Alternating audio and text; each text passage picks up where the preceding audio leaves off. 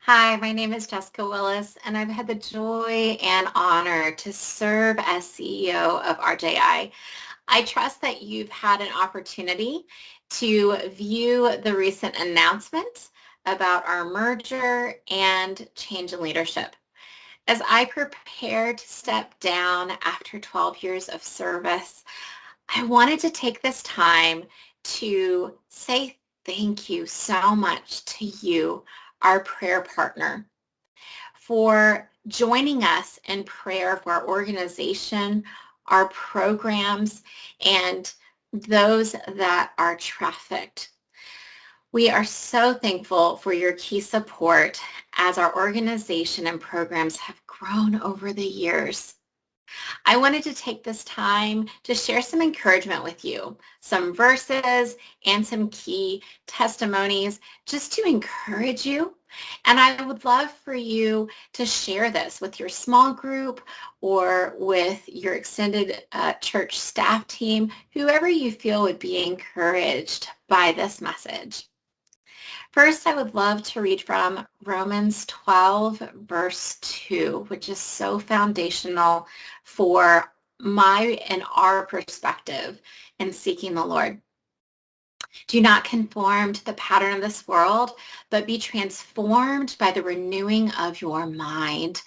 Then you will be able to test and approve what God's will is, his good, pleasing, perfect will. This verse not only tells us that we can know God's will, but also that it's good, pleasing, and perfect. Another foundational verse that we look to so much is Proverbs 3, verses 5 and 6. Trust in the Lord with all of your heart and lean not on your own understanding. In all of your ways, acknowledge him, and he will make your path straight. And I just want to encourage you who are listening that God has been so faithful to his word, his promises. He has poured out abundantly as we have sought him every step of the way. We have met for prayer with our staff team on a weekly basis, and it's just incredible to see the work that the Lord is doing, answering prayers abundantly above what we could ask or imagine, and to see how he is opening doors continually. One of the things I wanted to share with you is early on in the prevention project program. And of course, now we are so excited to share, we've reached over 44,000 students to date. We're entering into our 10th year of the prevention project program in schools. And near the beginning, I remember when the phone was really ringing off the hook of people wanting the program and us getting it finalized to be distributed across many different states who were requesting it. And I remember the Lord speaking to me and saying, you don't have to worry about a thing.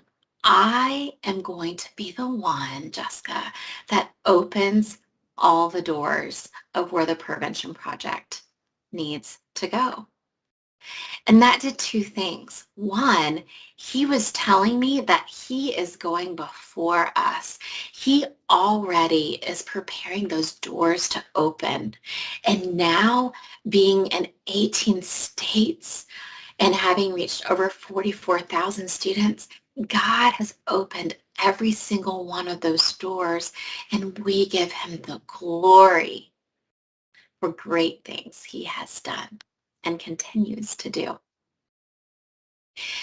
At each step of the organization, really in my time of leadership, it's really been a joy and an honor to approach God's throne and in prayer, to ask him for our needs, to provide supplications for the hurt, for the lost, and that God would provide protection to people in our communities and across the nation from trafficking. Really, for His kingdom to come on earth. And so I just want to thank you all again, for your prayers exactly toward that. We know that so many are receiving life-changing prevention education because of your steadfast prayers. We know that people have been rescued out of human trafficking because of your steadfast prayers. We know that students have come forward to get help for themselves and for others, and have gotten that help because of your steadfast prayers. And so as I prepare to step down into this next season, and as we are merging, I wanted to share how present the Lord has been in this merge. And as those verses I read earlier of Proverbs 3, 5, and 6, Romans 12, verse 2, those promises of how to seek the Lord, how to find His perfect will, how to know His voice and be attuned, those have been the guiding principles that have laid the foundation step by step and built a legacy of faith and the work that has been done to this day. And Psalm 127:1, I feel like, is constantly on our minds as well. And that is, unless the Lord builds the house, those who build it labor in vain. And so we want the Lord to be the one to build the house. We want Him to be the one leading. And for us to be so open to Him, that pleases Him so much. When we look to Him, we trust Him with all, because He is good and always good. And so in closing, I do want to let you know that this time of the merger has been covered by God's immense provision. As I shared, He has been providing so much wisdom for me, for Lisa, the new leader of the merged organization, and our boards. God's been guiding with such an abiding peace, and this process of the merger, and as I prepare to step down and leave the program and leave the organization in capable, well-trained hands, God's been providing every step along the way. So those of you that have been praying and seeing our prayer requests that we've had about some big changes coming up, thank you for your prayers. God's been answering in incredible ways.